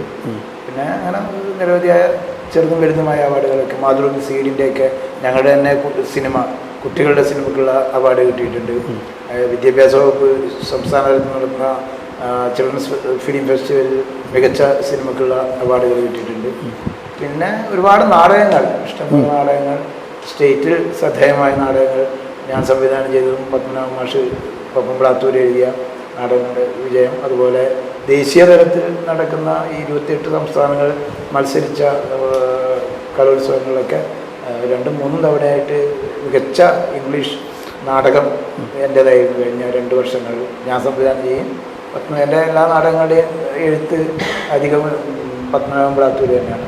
അങ്ങനെയൊക്കെ ഈ താങ്കൾ ഈ കലാരംഗത്ത് കുട്ടികളൊക്കെ കലാകാരന്മാരായിട്ട് ചുറ്റും കൂടുമല്ലോ, അവരുടെയൊക്കെ ഒരു ലഹരിയോടുള്ള ഒരു സമീപനം, ആരും എന്തായാലും ലഹരി ഉപയോഗിക്കാത്തവരായിരിക്കില്ലല്ലോ മൊത്തം, അതുണ്ടാക്കിയ ഒരു അനുഭവങ്ങൾ എന്താണ്?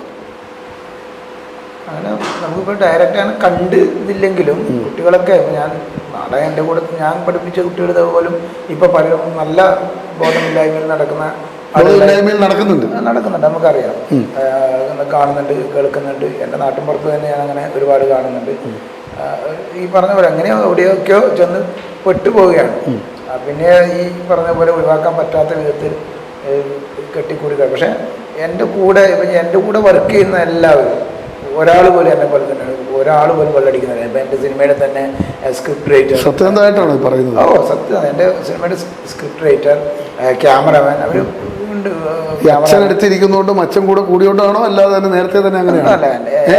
എന്നെ അറിയുന്നവർക്ക് ഒരാൾക്കും പറയാൻ പറ്റില്ല ഞാൻ കള്ളു കുടിച്ചിട്ട് ഇന്നുവരെ എന്നെ കണ്ടിട്ടുണ്ടാവും. അല്ല, ഞാൻ പറയുന്ന ഇപ്പോഴത്തെ ജനപ്രിയ സിനിമകളിലെല്ലാം മഞ്ഞുമ്മൽ ബോയ്സ്, വെള്ളമുണ്ട് അതിനകത്ത്, പുകവലിയുണ്ട്, ആഘോഷമാണ്. ഇപ്പോൾ ഇറങ്ങുന്ന സിനിമകളിലെല്ലാം ഈ ലഹരി ഒരു പ്രധാന ഒരു കൂട്ടായ്മയാണ്.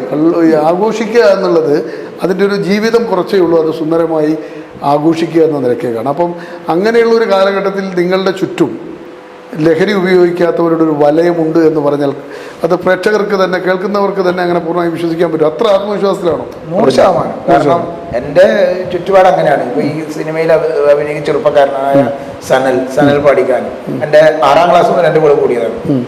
ഈ സമയം വരെ ആള് മദ്യപിക്കുന്ന ആളല്ല.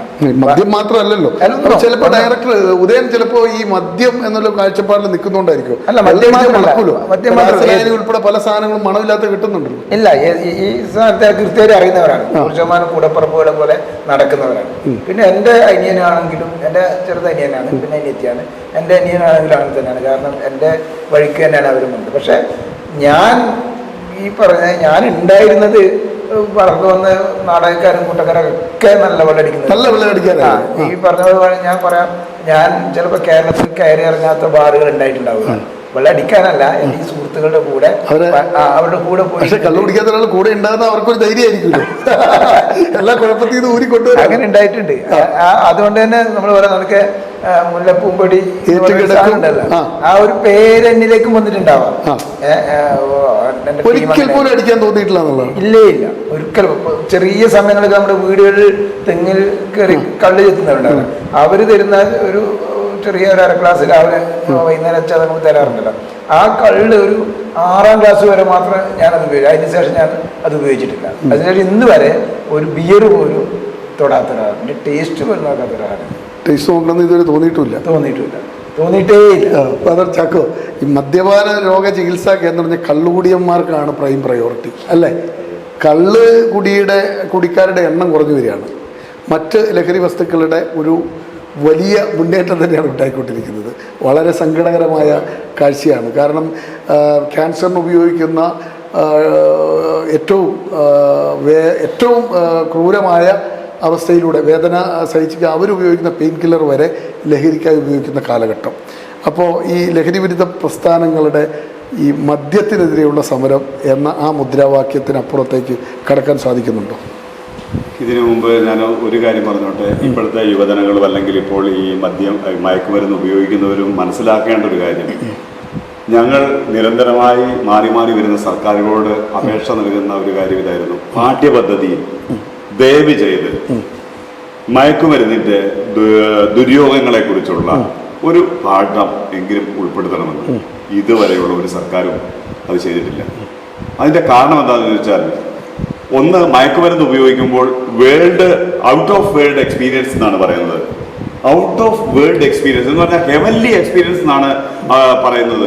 അങ്ങനെ ഒരു ഹെവൻലി എക്സ്പീരിയൻസിലേക്ക് അവരുടെ 5 സെൻസസ് ഉയരുന്നു. മാത്രമല്ല കുറെ കഴിയുമ്പോൾ അവർ നോർമലായിട്ട് തന്നെ ഒരു അന്തർമുഖനായ വ്യക്തിയാണെങ്കിൽ അയാൾ ഇത് മയക്കുമരുന്ന് ഉപയോഗിച്ച് കഴിഞ്ഞാൽ അയാളുടെ സുഹൃത്ത് പറയും, അല്ലെ കൂട്ടുകാർ പറയാണ് ഇത് കഴിച്ച് ഈ ടാബ്ലറ്റ്സ് കഴിച്ചു കഴിഞ്ഞാൽ, അല്ലെങ്കിൽ ഈ ഓറൽ റൂട്ട് കഴിച്ചു കഴിഞ്ഞാൽ, അല്ലെങ്കിൽ ഈ സ്റ്റാബ് വെച്ച് കഴിഞ്ഞാൽ നിന്റെ വിഷാദം മാറും, നിന്റെ ലജ്ജ മാറും, നിനക്ക് നന്നായി പഠിക്കാൻ പറ്റുമെന്നൊക്കെ പറഞ്ഞ് ധാരാളം ഉപദേശങ്ങൾ പറയുമ്പോൾ ഒന്ന് പരീക്ഷിച്ച് നോക്കാൻ തോന്നും. കാരണം എനിക്ക് നന്നായി സ്മാർട്ടാകാൻ പറ്റുമെങ്കിൽ ഞാൻ ഈ ടാബ്ലറ്റ്സ് ഉപയോഗിക്കുന്ന എന്താ വിഷയം, ഇത് മയക്കുമരുന്നാന്ന് വിചാരിച്ചിട്ടല്ല. അങ്ങനെ ഉപയോഗിച്ച് കഴിയുമ്പോൾ ഇതേപോലെ ഔട്ട് ഓഫ് വേൾഡ് എക്സ്പീരിയൻസിലേക്ക് പോവുകയും ഹെവൻലി എക്സ്പീരിയൻസിലേക്ക് പോവുകയും വളരെ സ്മാർട്ടായി ഈ അന്തർമുഖനായ ചെറുപ്പക്കാരൻ അല്ലെങ്കിൽ ചെറുപ്പക്കാരി പെരുമാറുകയും ചെയ്യും. ഈ അവസരത്തിൽ അടിപൊളിയാവും. അതേസമയം കുറച്ച് മണിക്കൂറുകൾ നമുക്കറിയാം, 6 മണിക്കൂർ മുതൽ 48 മണിക്കൂർ വരെ ഈ നമുക്ക് ഇപ്പം പ്രചാരത്തിലിരിക്കുന്ന പല വസ്തുക്കൾ, ലഹരി വസ്തുക്കൾ, ഞാൻ പേര് പറയുന്നില്ല, MDMA എല്ലാവർക്കും അറിയാവുന്നതുകൊണ്ട് അതിന്റെ പേര് മാത്രം പറയാതെ മാത്രം, MDMA പോലുള്ളതിന് കഴിച്ചു കഴിഞ്ഞാൽ അത്രയും സമയം ഈ ഔട്ട് ഓഫ് വേൾഡ് എക്സ്പീരിയൻസിൽ നിൽക്കുകയും വളരെ സ്മാർട്ടായിട്ട് ഇടപെടുന്നു, കാര്യങ്ങളൊക്കെ ചെയ്യുന്നു. മാത്രമല്ല ഈ 48 മണിക്കൂർ കഴിഞ്ഞാൽ അല്ലെങ്കിൽ 6 മണിക്കൂർ കഴിഞ്ഞാൽ നോർമൽ സ്റ്റേജിലേക്ക് അയാൾ വരുന്നു. വീട്ടിൽ ചെല്ലുമ്പോൾ സാധാരണ പോലെ പെരുമാറാൻ സാധിക്കുന്നു. അപ്പൊ ഇയാൾ വിചാരിക്കുകയാണ് ഇതൊരു മരുന്ന് തന്നെയാണ്. അങ്ങനെ തുടർന്ന് ഉപയോഗിച്ച് ഓൺലൈനുകളിൽ അങ്ങനെ ഒരു പ്രചരണം ഉണ്ട്, ഇത് പ്ലസ് ആണ്, ഇതുകൊണ്ട് ശരീരത്തിന് ഒരു കേടും വരില്ല. അങ്ങനെ വന്ന് അവസാനം മൾട്ടി ഫെയിലിയർ ഓർഗന്റെ മൾട്ടി ഫെയിലിയറിലേക്ക് പോവുകയാണ്. തലച്ചോറ് ഡാമേജ് ആണെന്ന് പറഞ്ഞാൽ ഒരിക്കലും ഒരു വൈദ്യശാസ്ത്രത്തിനും അത് തിരിച്ചു കൊണ്ടുവരാൻ പറ്റില്ല. അപ്പം തലച്ചോറാണ് നാശം, പ്രധാനമായിട്ടും തലച്ചോറ് നശിച്ചു പോകാൻ തുടങ്ങിയാണ്, ഇല്ലാതാവും, മനുഷ്യൻ ഇല്ലാതാവുകയാണ്, തകർന്നു പോകും.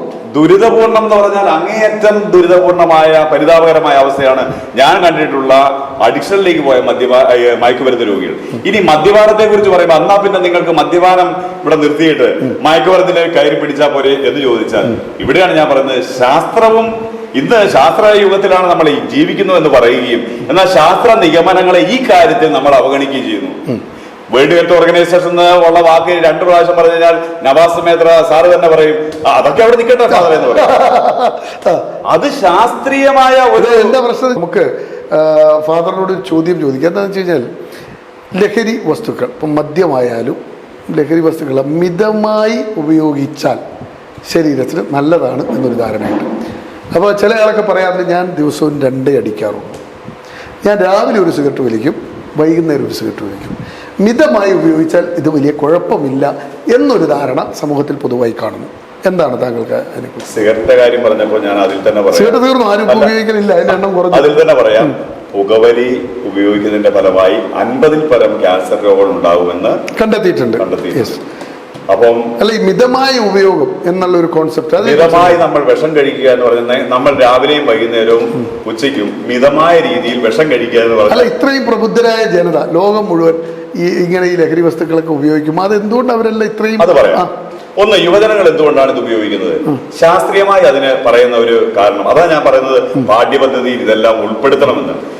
ഒന്ന്, യുവജനങ്ങളെ സംബന്ധിച്ച് ജഡ്ജ്മെന്റൽ കപ്പാസിറ്റി, അവരുടെ ബ്രെയിൻ ഡെവലപ്പ് ചെയ്തുകൊണ്ടിരിക്കുന്നേ ഉള്ളൂ. അപ്പോ 25 വയസ്സോളം ആകണം എന്നാണ് ഇപ്പോഴത്തെ കണക്ക് പ്രകാരം ബ്രെയിൻ ശരിയായ ഡെവലപ്മെന്റ് ചെയ്യണമെങ്കിൽ. അപ്പം ഈ ബ്രെയിൻ ഡെവലപ്പ് ചെയ്തുകൊണ്ടിരിക്കുന്ന ഈ അവസരത്തിൽ അവർക്ക് ജഡ്ജ്മെന്റൽ കപ്പാസിറ്റി കുറവാണ് എന്നതൊരു കാരണമാണ്. ഏതാണ് നല്ലത് ഏതാണ് മോശമെന്ന് അവർക്ക് തന്നെ മനസ്സിലാക്കാനുള്ള വഴികളിലൂടെ അവർ പോയില്ല. അതാണ് ഒന്ന്. 2, റിസ്ക് ടേക്കിംഗ് ബിഹേവിയർ. യുവജനങ്ങൾക്കുള്ളത് റിസ്ക് ടേക്കിംഗ് ആണ്. അപ്പം ഇത് കഴിച്ചു കഴിഞ്ഞാൽ അടിപൊളിയാന്ന് പറഞ്ഞാൽ പോയേക്കാം. അതുകൊണ്ടാണല്ലോ ഈ 2 വീലറിൽ 140-ലൊക്കെ ബൈക്ക് പോകുമ്പോ അത് റിസ്ക് ടേക്കിംഗ് ആണ്. മറ്റാരും പോകാത്ത റിസ്കിലൂടെ ഞാൻ പോകുമെന്ന് അവൻ തീരുമാനിക്കുകയും പോവുകയും ചെയ്തു. മൂന്നാമത്തത് നമ്മുടെ ഡോണ പറഞ്ഞതുപോലെ പിയർ പ്രഷർ. അവരുടെ സുഹൃത്തുക്കൾ, അവന്റെ കൂട്ടുകാരെല്ലാം ഇത് കഴിക്കുന്നതാണ്, ഉപയോഗിക്കുന്നതാണ്. അതുകൊണ്ട് ഈ കൂട്ടുകെട്ട് കളയാൻ പറ്റാത്തതുകൊണ്ട് അവര് പറയുന്നതനുസരിച്ച് പോകുന്നു. അപ്പൊ ഈ 3 കാര്യങ്ങൾ, അതുപോലെ ശാസ്ത്രീയമായ ഒരു ശരിയായ പാഠ്യപദ്ധതി ഇതിന്റെ മറുവശത്ത് നമ്മൾ ഉയർത്തിക്കൊണ്ടുവരികയാണെങ്കിൽ എനിക്ക് ഉറപ്പുള്ള കാര്യമാണ്, ശരിയായ അറിവ് കിട്ടുന്നിടത്ത് ശരിയായ മാറ്റം ഉണ്ടാവും. നമ്മളെപ്പോഴാണ് വസ്ത്രം നന്നായിട്ട് ഉപയോഗിക്കാൻ തുടങ്ങിയത്, ബട്ടൺസ് മുഴുവൻ ഇടാൻ തുടങ്ങിയത്, എപ്പോഴാണ് വസ്ത്രം നന്നായി നീറ്റായി ഉപയോഗിക്കാൻ തുടങ്ങിയത്, എപ്പോഴാണ് നമ്മൾ സമീകൃത ആഹാരം കഴിക്കാൻ തുടങ്ങിയത്? ഇതെല്ലാം അറിവിന്റെ വെളിച്ചത്തിലൂടെയാണ്.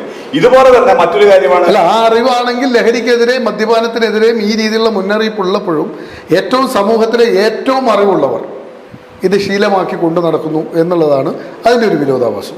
അതാണ് ഞാൻ പറഞ്ഞത്. അയാൾ അഡിക്ഷനിലേക്ക് പോയിക്കൊണ്ടിരിക്കുന്നു, അല്ലെങ്കിൽ അഡിക്ഷനിൽ ആണ് എന്ന് നമുക്ക് പറയാൻ പറ്റിയല്ലേ? അതിലിപ്പോൾ പറ്റൂല്ലോ. കാരണം അഡിഷൻ എന്ന് പറഞ്ഞാൽ ഇതിനകത്ത് ജീവിക്കും. ചില ആളുണ്ട് കൃത്യമായിട്ട് 2 പെഗ് മാത്രം ഫുഡിന് മുമ്പ് കഴിക്കുന്നു. അങ്ങനെ കൃത്യമായി ജീവിച്ചു പോകുന്ന ഒത്തിരി, പ്രത്യേകിച്ച് ഡോക്ടർമാർ ഉൾപ്പെടെയുള്ള ആളുകളെ കാണുന്നുണ്ട്. അപ്പോൾ ഇതീ പറയുമ്പോൾ ഇതൊരു വിഷമാണ്, അത് പാടില്ല എന്ന് ആരോഗ്യ പ്രവർത്തകരായ ഡോക്ടർമാർ ഇത് അടിക്കുന്നു, ആ നാട്ടുകാരത് അറിയുന്നു, കാണുന്നു. IMAയുടെ ഏത് പരിപാടിക്ക്, ഏത് സംഘടന എടുത്താലും ഹൈ സൊസൈറ്റി സംഘടനകളിലെല്ലാം ലിക്കർ അവരുടെ ഫെലോഷിപ്പിലുള്ളതാണ്. അപ്പോൾ അത് നമ്മളങ്ങനെ പൂർണ്ണമായി വിഷമാണ്, അത് മുഴുവൻ മാറ്റി നിർത്തണം എന്ന് പറയുമ്പോൾ അത് നിങ്ങൾ പറയുന്നത്. അതുകൊണ്ടാണ് മദ്യവിരുദ്ധ പ്രസ്ഥാനങ്ങൾക്ക് എപ്പോഴും സമൂഹത്തിൽ കിട്ടുന്ന ഒരു ക്രൈറ്റീരിയ ഉണ്ടല്ലോ, അറിയാമോ? അത് എങ്ങനെയാണ് അതിനെക്കുറിച്ച് പറയാൻ കഴിയും? ബഹുഭൂരിപക്ഷം പേരും അത് ഉപയോഗിക്കുന്നുള്ളത് കൊണ്ട് അത് ശരിയാവണമെന്നില്ലല്ലോ. ഇല്ല. ഓക്കെ, തിരിച്ചു വരാം. എന്താ ഉദയൻ്റെ ഒരു അഭിപ്രായം? അപ്പം നിങ്ങളിത് കഴിക്കുന്നില്ല എന്ന് ഉറപ്പ് തന്നെ, പക്ഷെ സമൂഹത്തിൻ്റെ ഒരു സോഷ്യൽ സ്റ്റാറ്റസ് ആയിട്ട് ഇത് മാറുന്നു. എന്താണ് ഇതൊക്കെ പറയുമെങ്കിലും മദ്യവിരുദ്ധ പ്രസ്ഥാനത്തിൻ്റെ ഒരു പ്രസിഡന്റ് എന്ന് പറഞ്ഞു കഴിഞ്ഞാൽ ജനങ്ങൾ അപ്പോൾ അതെയോ, ഇതാണ് കാഴ്ചപ്പാട്. ഫാദർ തോമസ് തൈത്തോട്ടൻ തന്നെ അത് പലതവണ ചർച്ചകളിൽ പറഞ്ഞിട്ടുണ്ട്. അതെയോ, ഇന്നത്തെ കാഴ്ചപ്പാട് കുട്ടികൾക്ക് അങ്ങനെ ചെറിയ കാലം ആണെങ്കിലും ഇതുപോലെ അടിച്ചു പൊടിച്ച് ജീവിച്ചു പോകുന്ന രീതിയിലേക്ക് കുട്ടികൾ എത്തിക്കഴിഞ്ഞു. അങ്ങനെ ഒരു ആ രീതിയിലേക്ക് പലരും ആ രീതി തന്നെ. ജീവിതം ചെറുതേ, പലരുടെയും ഡയലോഗ് അതാണ്, ജീവിതം ചെറുതേ ഉള്ളത് നന്നായിട്ട് ആസ്വദിച്ചു പോകുന്ന രീതിയിലേക്കാണ് പല കുട്ടികളും കാണുന്നത്. ഈ അടിച്ചുപൊളി ജീവിതത്തെ കുറിച്ചുള്ള ഒരു അഭിപ്രായം എന്താ? കാരണം ഇന്നത്തെ സിനിമാ താരങ്ങളിൽ ഏറ്റവും ജനപ്രിയമായ പല താരങ്ങളും ലഹരിക്കടിമകളാണ്. അവർ സെറ്റിൽ ഉണ്ടാക്കുന്ന പ്രശ്നങ്ങൾ അണിയറയിൽ നിങ്ങൾ പ്രവർത്തിക്കുന്നവർക്കറിയാം. ചിലരും ബോധത്തിലേ അല്ല, ബോധം ഉയർന്നാൽ ഉടൻ പോയി അഭിനയിക്കുന്നു. ഒരാഴ്ച കണ്ടിന്യൂസ് ഡേ നൈറ്റ്. ഒരു കാലം ഇപ്പോൾ ഒരു സൂപ്പർ സിനിമയിൽ അഭിനയിച്ചുകൊണ്ടിരിക്കുക ഒരു സ്ഥലത്ത്. അദ്ദേഹം എന്ന് പറഞ്ഞു കഴിഞ്ഞാൽ ആ സിനിമ ചിലപ്പോൾ ഒരാഴ്ചയ്ക്ക് ഉറങ്ങാതെ അഭിനയിക്കും. അത് കഴിഞ്ഞ് അടിച്ച് കിണ്ടായിട്ട് ഒറ്റക്കെടുത്ത്. അതിൽ ഉപയോഗിക്കുന്ന സാധനം ഏതാണെന്നുള്ളത് പലർക്കും പിടികിട്ടിയിട്ടില്ല. അതാണ് ന്യൂ ജനറേഷൻ താരങ്ങൾ വരെ അങ്ങനെയാണ്. പല താരങ്ങൾക്ക് സിനിമ വിലക്കേർപ്പെടുത്തുന്നു. ഇതൊക്കെ വായിച്ചിട്ടുണ്ടാവുമല്ലോ, ലഹരിയുടെ ഉപയോഗത്തെക്കുറിച്ച് വായിച്ചിട്ടുണ്ടാവുമല്ലോ. അപ്പോൾ ഒരു ന്യൂ കാലഘട്ടത്തിൽ ഈ പുതിയ തലമുറയിൽ ജീവിക്കുന്ന ഡോണ അതിനെയൊക്കെ എങ്ങനെയാണ് കാണുന്നത്? ഇപ്പോൾ ഒരു നീർക്കൊമളയുടെ ഒരു അവസ്ഥയാണ്. അതായത് നമ്മൾ വീർപ്പിച്ചു വിടുന്നതൊന്നും പറക്കുന്നു, അടുത്ത ഇതിൽ പൊട്ടി. അതായത് ഇത് പെട്ടെന്ന് എന്താ പറയാ, എന്തിനോ വേണ്ടി തിളയ്ക്കുന്ന സാമ്പാർ എന്നൊക്കെ പറഞ്ഞ സൂപ്പർ സ്റ്റാർ തന്നെ നമ്മളെ പഠിപ്പിച്ചിരിക്കുന്നത് വൈകിട്ടത്തെ പരിപാടി അറിയാലോ. അതെ. ഇപ്പൊ ഞാൻ പറയട്ടെ, എല്ലാ സിനിമകളിലും അടിയിൽ എഴുതി കാണിക്കും അതാരും കാണൂല, ശ്വാസകോശ സ്പോഞ്ച് പോലെയാണ്, അതാണ് ഇതാണെന്നൊക്കെ പറഞ്ഞിട്ട്. പക്ഷെ ഇപ്പം എൻ്റെ അനിയൻ ഒരു 9ാം ക്ലാസ്സിലാണ് പഠിക്കുന്നത്. അവന് ഓരോ സിനിമ കണ്ട് അതിന് ഇൻസ്പയർ ആയിട്ടുള്ള ഡ്രസ്സ് വേണം, അതിന് ഇൻസ്പയർ ആയിട്ടുള്ള ഷൂ വേണം. ഇതേപോലെ തന്നെയാണ് ഈ സിനിമാ താരങ്ങൾ മറ്റേ പൗരുഷത്തിന് അടയാളമായിട്ട് എന്താ പറയുക, ഈ സിഗരറ്റ് വലിക്കുമ്പോഴും ഒരു ടൈമിൽ സിഗരറ്റ് വലിയും അതുപോലെ വെള്ളടിയൊക്കെ മാത്രമായിരുന്നു. സിഗരറ്റ് വലിക്കാതെ ഒരു പരിപാടി ഇല്ലല്ലോ. ഇപ്പൊ ഏറ്റവും കൂടുതൽ ഈ ആവേശ സിനിമയില് നായകന്റെ കയ്യിൽ സിഗരറ്റില്ല, നമ്മൾ അവരെ കാണൂല. ഒരു കയ്യിൽ മദ്യം, ഒരു കയ്യിൽ സിഗരറ്റ്. ഇപ്പം അത് മാത്രമല്ല, തമിഴ് സിനിമകളിലേക്കൊക്കെ നോക്കിക്കഴിഞ്ഞിട്ടുണ്ടെങ്കിൽ ഒരു മരുന്നടിക്കുന്നു, പോയി ഒരു 10-200 പേരെ അടിച്ചു കൊല്ലുന്നു. അതൊക്കെയാണ് നമ്മളിപ്പോൾ കാണുന്നത്. അപ്പം ഇതൊക്കെ കണ്ടിട്ട് അടിയിലുള്ള സെന്റൻസ് ആരും വായിക്കാൻ പോകുന്നില്ല. തനിക്ക് ഇഷ്ടപ്പെട്ട നടൻ ഇങ്ങനെയൊക്കെ ചെയ്യുന്നത് കാണുമ്പോൾ അവർക്ക് കൂടുതലായിട്ടും അവരുടെ മൈൻഡിലേക്ക് എത്രയൊക്കെ ആണെങ്കിലും ഇത് ഉപയോഗിക്കാനുള്ളൊരു ഇത് വരും, ടെൻഡൻസി. ഇപ്പം റീൽസിലൊക്കെ നമ്മൾ കാണാറുണ്ട്, പെൺകുട്ടികൾ പൊതുവെ എന്താ പറയുക, തല്ലിപ്പൊളികളായ ആൺകുട്ടികളുടെ കൂടെ പോകുന്നു, പാവം പിടിച്ച ചെറുപ്പക്കാരെ അവർക്ക് വേണ്ട എന്നുള്ള രീതിയിൽ. എന്തുകൊണ്ടാണ്? ഇത് പൗരുഷത്തിൽ ഒരു അടയാളമായിട്ട് മാറിക്കഴിഞ്ഞു. ഈ ലഹരിയുടെ ഉപയോഗം ഇപ്പോൾ കുറച്ച് സിഗരറ്റ് വലിക്കുന്ന കുറച്ച് തല്ലിപ്പൊളിയായിട്ട് നടക്കുന്ന ആൺകുട്ടികളാണ് പൗരുഷത്തിന് അടയാളം. അവരാണ് നമ്മുടെ സ്റ്റാർസിനൊക്കെ ഒരു കമ്പാരിറ്റീവായിട്ട് നിൽക്കുന്നതെന്നുള്ളൊരു ഫീല് പെൺകുട്ടികൾക്കും വന്നു. അത് കാണും. ലഹരി ഉപയോഗിക്കുന്നതിൽ പെണ്ണാണെന്നൊന്നുമില്ല. കള്ളുഷാപ്പിൽ പോയിട്ട് ഒരുമിച്ച് കള്ളു കുടിക്കുന്നു, ബാറിപ്പോയി അടിക്കുന്നു, അങ്ങനെയുമുണ്ട്. പക്ഷെ എന്താ പറയാ, ആൺകുട്ടികളാണെങ്കിലും ഈ പെൺകുട്ടികളെ ഇംപ്രസ് ചെയ്യണമെങ്കിൽ പോലും കുറച്ച് വെള്ളവടിയും കുറച്ച് എന്താ പറയാ വലിക്കൊക്കെ ചെയ്താലും ഞാനൊരു ആണാവുള്ളൂ എന്നുള്ളൊരു തോന്നിയിട്ടുണ്ടോ? എനിക്കതൊരിക്കലും തോന്നിയിട്ടില്ല. അപ്പോൾ ഒരു ചോദ്യം എന്താ, ഇതെന്താണ് ഈ ലഹരിക്കെതിരെയുള്ള ഒരു ചിത്രം? എന്താണ് അതിന്റെ പേര്? അതിനാൽ സിനിമയുടെ പേര് അതിനാൽ. എത്ര ദൈർഘ്യമുള്ള സിനിമയാണ്? 20 മിനിറ്റ് 17 മിനിറ്റ്. എന്താണ് ഈ ആശയം? ആരാണ് ആദ്യം മുന്നോട്ട് വെച്ചത്? അവിചാരിതമായാണ് ഫാദർ എന്നെ വിളിക്കുന്നത്.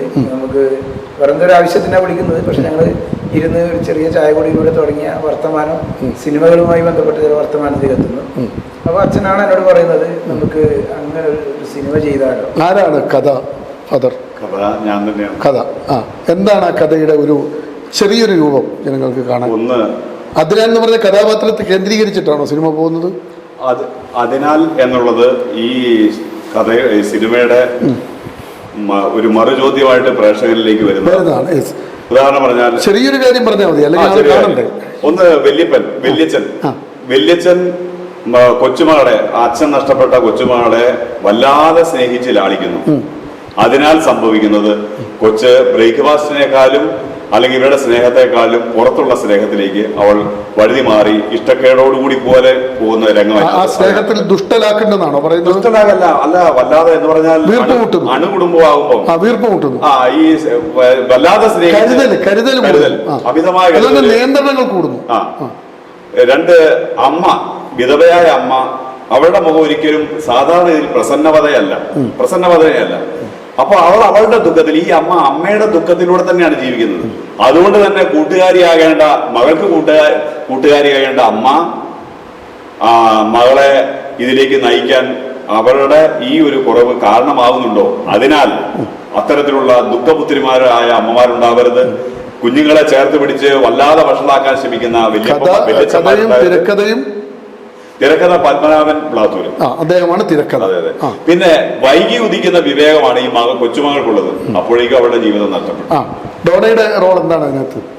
എൻ്റെ റോള് മെറിൻ എന്ന് പറയുന്നൊരു ക്യാരക്ടറാണ്. മുത്തെന്ന് വീട്ടിൽ വിളിക്കുന്നു. അപ്പോൾ ഈ പറഞ്ഞ പോലെ തന്നെ എന്താ പറയുക, മെയിൻ ക്യാരക്ടറിന്റെ ഒരു കൊച്ചുമോളായിട്ട് വളരുന്നു. ഒരുപാട് സ്നേഹലാണലിൽ നിന്ന് വളർന്നിട്ടും അവിടുന്ന് രക്ഷപ്പെടാൻ വെമ്പൽ കൊള്ളുന്ന ആള് ഡോണയാണ്. അതെ. എന്നിട്ട് അവസാനം എന്താ പറയാ, തിരിച്ചറിവ് വന്നപ്പോഴത്തേക്കും ജീവിതം തന്നെ കൈവിട്ടു പോകുന്നു. ഏറ്റവും ഇഷ്ടപ്പെട്ട, ഏറ്റവും ജനപ്രിയമായ ഒരു 4 വരി. നമ്മുടെ സമയം തീരുകയാണ്. നമുക്ക് ഡോണയുടെ ഒരു, കാരണം സംവിധായകൻ പാടി, അച്ഛൻ പാടോ? ഞാൻ പാടുന്നത് ഇല്ലിമുളങ്കാടുകളാണ്. അതെ, ആയിക്കോട്ടെ. ഡോണ പാടി വെച്ചിട്ട് അച്ഛൻ്റെ ഒരു 4 വരി കൂടി ആയിക്കോട്ടെ പെട്ടെന്ന്. ഓക്കെ, നല്ലൊരു പാട്ട്, ഏറ്റവും ജനപ്രിയമായത്.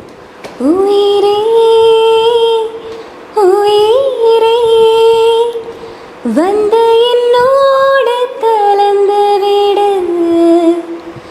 உயிரே உயிரே, வந்து என்னோடு கலந்து விடு நினைவே நினைவே, எந்த நெஞ்சோடு கலந்து விடு. காதல்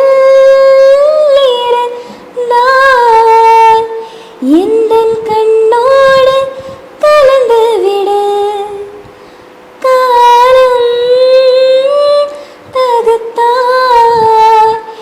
எந்த நெஞ்சோடு கலந்து விடு. യെസ്, എന്താ സംവിധായകനും നായികയും പാടി സ്ഥിതിക്ക് ഇനി കഥ. ദൈവസ്നേഹം വന്നിച്ചിടാൻ വാക്കുകൾ പോരാ, നന്ദി ചൊല്ലി തീർത്തിടുവാൻ ജീവിതം പോരാ. മതി. ഓക്കെ, നമ്മുടെ സമയം കഴിഞ്ഞു. ഇപ്പൊ ഇതിൽ നിന്ന് ഈ പ്രേക്ഷകരിൽ ലഹരിയോട് താല്പര്യമുള്ളവരുണ്ടാകാം, ലഹരിയോട് അതിനകത്ത് ആകർഷമായി രക്ഷപ്പെടാൻ കഴിയാത്തവർ ഉണ്ടാകാം. നിങ്ങളെല്ലാം ചിന്തിക്കേണ്ടത്, ഇപ്പോൾ ഡോണ പാടുമ്പോൾ ആ മുഖത്തെ ആ ഒരു തീവ്രമായ അനുഭവം നിങ്ങൾ കണ്ടല്ലോ. നമുക്ക് ലഹരി വരേണ്ട കുറേ മേഖലകളുണ്ട്. അതിൽ കലയുണ്ട്, കായികമുണ്ട്, ഒത്തിരി. ഇപ്പം ഒരു സിനിമയുടെ സംവിധായകൻ തന്നെ പറയുകയാണ്, എനിക്ക് ഇതില്ലാതെ എത്ര സുഹൃത്തുക്കളുടെ ഒരു വലയമുണ്ട് എന്ന്.